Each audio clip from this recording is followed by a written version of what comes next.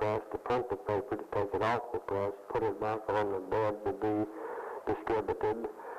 Again, then I'd get in my car and drive to Jefferson City, and I would stay there till Wednesday afternoon when the Senate adjourned, and get in the car and drive back here, put out a paper on Thursday, leave Thursday night, drive back to Jefferson City, and come back Friday night. And it was, frankly, just got to the point where it was hurting my health. And I remember the one winter night driving from Rolla, Missouri to Jefferson City, Missouri, and I did that many times when I wouldn't pass a single car all the way. This night it was sleeting and snowing and raining, and the road was icy. And actually I was driving on the left-hand side of the road with my head out trying to see where the pavement ended. The fog was so thick. Well, on those trips I did a lot of praying. That particular night I was so scared, and I just told the Lord, I said, if you just let me get up to Jefferson City, I'm going to quit all this foolishness and get out of this legislature. And so the next morning Let me turn this sheet carefully. Well, mules were a great industry in these days, and here's mules. This is the good kind, and A.A. Sexton sold them from a barn on Kennett Street. There was a livery stable on Kennett Street. When you came to town, you parked your horse at the livery stable, and you went on and did your business. But mules were a big item in those days, and horseshoeing. There was a room for somebody to really do well in horseshoeing. E.D. Poe on Kennett Street was the horseshoer. But there was one item that caught my eye. It said, "Goodbye Lipstick." And here is Dorothy McHale, who is a film star, and she's having her lips tattooed vermilion red, and it's Hollywood's newest fad. Now, Hollywood's gone through a lot of fads, but I don't remember ever reading about this before, and certainly I haven't read about it since, and I wondered about her lips, but maybe that's why we don't know her name. You're worried about her mind? We're worried about her mind also. We're worried about her mind. And here was a carload of mules, and this is a different company. A carload of mules and 2 pair of iron gray mules, 4 and 5 years old, 16 hands high, weigh 1,400 pounds each, by the C.H. Robinson and Company. February 10, 1925. Immortal Abe, and it's a tribute here to an address he made in 1863, 7 years ago. You remember that. You had to memorize that as a kid in school. But what was also interesting on this 1925 February page was 1,800 gallons of mash were dumped in raids, and moonshiners were taken. It was an organized, systematic raid, one of the biggest liquor raids in the history of the county. 1,800 gallons of mash, illicit manufacturing of whiskey, and all of this was done through the cooperation of all the people that are mentioned here. And it talks of several stills were taken. And about 400 yards from the house of William Craig. And there was a well-beaten path from this house to the still, which was destroyed along with 13 barrels of mash.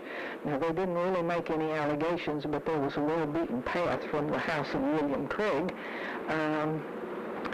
They go on down and give you the location of a lot of different stills. A 5-gallon keg, and blow by blow, where the revenuers came in and found these stills.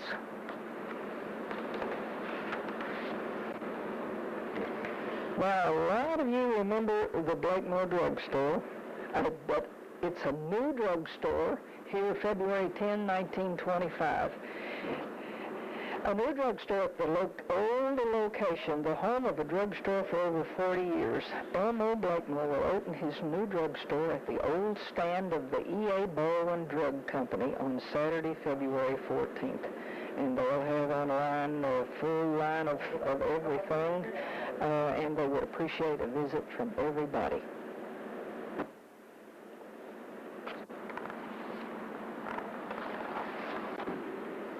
Of interest here in this March 17, 1925, of interest here was Adolph Goldsmith wins the county spelling contest. He's representing Kennett High School, and he won the spelling contest. He will represent Buncombe County in the district contest at Cape Girardeau on April the 11th. And all of you have read A.O. Goldsmith's, he's been spelling ever since.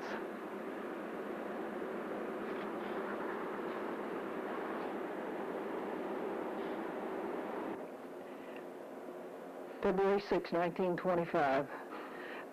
Two columns here discuss St. Francis River plans and dredging men active.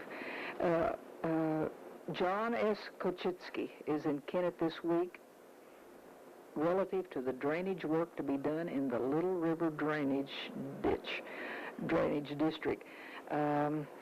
He reports that ditch number so-and-so, he goes on with Otto Kochitsky has the contract on ditch 36. He has 2 walking dredges en route, and he expects to unload them this week near Seamuth, and he will begin digging work south, after which he will come back to the point of beginning and work north. These dredges are of an entirely new type being designed by Mr. Kochitsky himself and represent the latest improvements in dredging machinery, and that certainly brought Duncan County out of the swamps.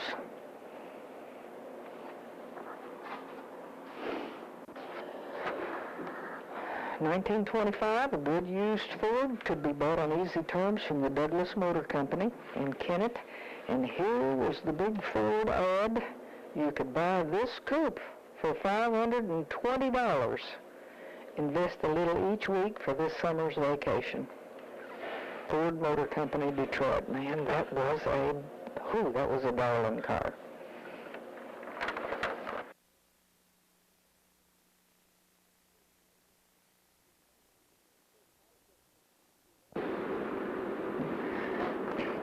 Of course, politics is always a great boon in newspapers and to people.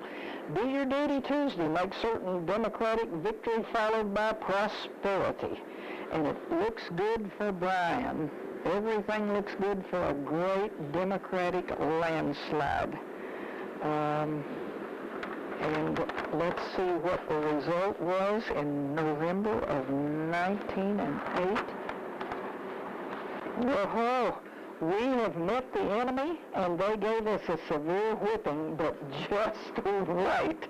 And of course, President-elect William Howard Taft was elected. William Jennings Bryan was defeated. And here's the result of the voting. And the Republican candidate makes a clean sweep. And let me tell you, all of Duncan County was in shambles and very depressed at this point.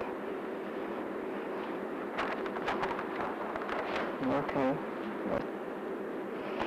If there's any one thing that a woman dreads more than another, it's a surgical operation. And yet, this is an advertisement now for Lydia Pinkham's, and my mother used to hem me up in a corner and make me take Lydia Pinkham's vegetable compound. It tastes terrible. And she talks about her female problems, and here has saved my life and made me a well woman. And here's the interesting thing. It was made from roots and herbs and has been the standard remedy for female ills and has positively cured thousands of women, just roots and herbs. And now, boy, that is a big business. And you thought it was new, didn't you?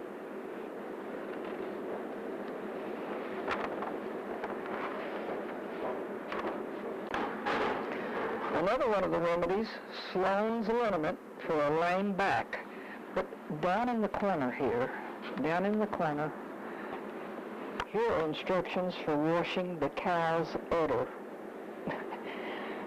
Of course, my mom milked a cow all through high school. We grew up in Cardboard with families milking their own cows. But here's the push to determine the amount of filth that gets into the milk during the process of milking and how much it can be lessened by washing the cow's udders. And I remember my mom always going to milk with a bucket of water to wash that cow's udders, and she never would set the bucket on the ground. She always held it between her knees and sat on that little stool to milk. Well, we're coming to the end of the record that's here for 1907 and 1908. We're at Christmas in 1908, and we've enjoyed looking through this paper. Here's the final message. There's a big clear-out sale after Christmas. That's not new. And it's very interesting to look at these old records, and we lament the fact that the pages and the papers are becoming so brittle that it's going to be impossible for them to be even looked through in just a few years. But we hope you've enjoyed looking through these files here at the office of the Daily Duncan Democrat. You have been